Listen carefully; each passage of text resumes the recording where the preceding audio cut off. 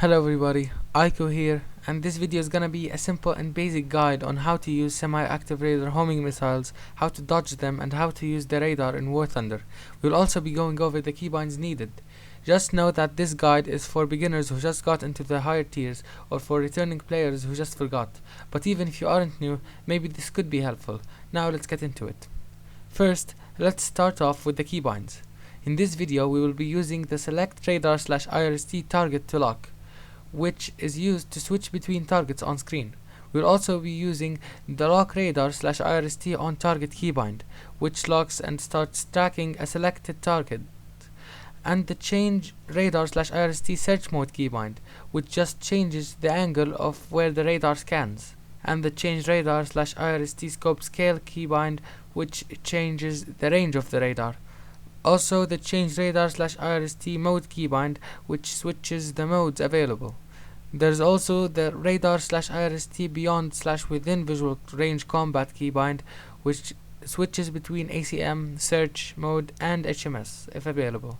Just note that the namings can get confusing and that we will be going over most of them in more detail later in this video. There are other keybinds we need which you probably already have set, and they are the lock air-to-air missile keybind, which turns on the missile seeker and locks the missile onto the target, and also the fire air-to-air missile keybind, which fires the missile at the target.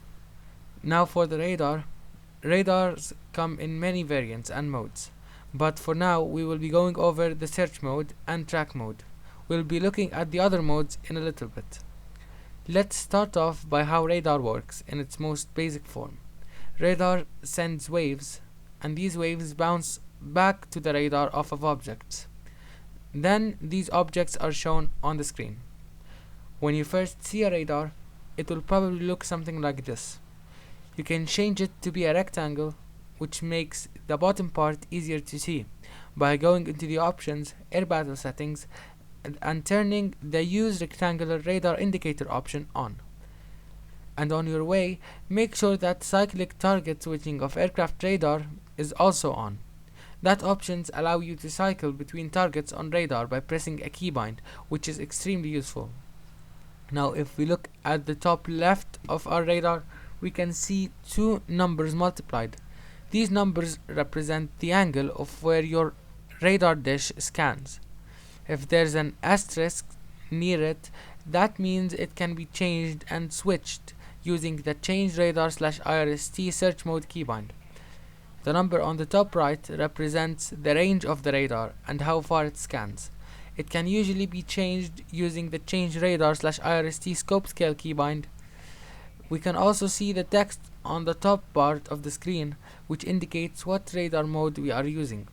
As of this example, SRC stands for search mode, which searches for targets and allows the selection of one. After selecting a target using the select radar/IRST target to lock keybind, we can press the lock/IRST on target keybind to lock the selected target. That will transfer us onto TRK or track mode. Now we actually have the target locked and tracked. We can see a line from the locked target which indicates its heading. Going back to search mode, we can see that some of the rectangles have a line above them, or some sort of indication. That's the IFF, or identify friend or foe, working, and that line or indication means that the target is a friendly one. I am not entirely sure if it's 100% reliable or not, but about 97% of the time for me it is. We can also sometimes see some extra text besides the mode, which is how the radar actually searches. For example, PD or Pulse Doppler scans targets based on their speed relative to you. I won't be going much into details on it, but basically it removes almost all ground clutter, but can be dodged by flying perpendicular to the radar and is more vulnerable to chaff. Getting into the topic of ground clutter, it's a very annoying thing you see on radar that makes you unable to scan targets when looking at terrain. That's due to the basic search mode, just sending radar waves and receiving everything back, including the ones reflecting off of the ground, which makes locking targets close to ground significantly harder. There's also ACM mode, which is the radar scanning in front of the aircraft and locking any target who is within the range and in front of the aircraft, assuming no ground clutter. It can be switched by using the radar/IRST beyond/within visual range combat keybind. Now going on to the semi-active radar homing missiles, or FOX-1s, they are missiles that require radar lock all the way through to actually hit their targets. To use them, you first need a radar lock. We can get that by using search or ACM mode, but for this example we will be using search mode. We choose the target we want, we lock the target, and go to track mode. We turn on the seeker using the lock air-to-air missile keybind and fire off the missile at the correct range using the fire air-to-air missile keybind. Now we just need to maintain that lock till the missile hits. If we for whatever reason lose lock, we can always relock the target to guide the missile to the target again.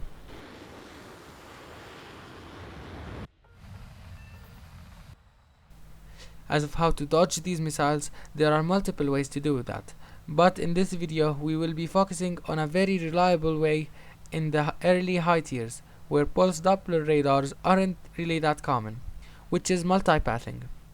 It's flying really close to the ground, usually under 50 meters, and turning and using terrain, attempting to lose radar lock, or send the missile straight to the ground. It's really simple but effective.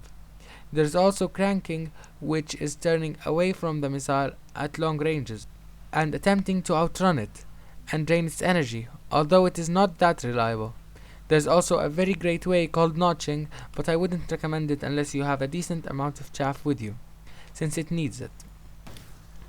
We won't be getting into notching in this video since it's a big topic for a future video. Well, that concludes our video for today. If you wish to know the difference between the different Sparrow missiles and when to use them, you can watch this video here. Anyways, thank you very much for watching, and if you like my content, please drop a like and sub. Have a great rest of your day.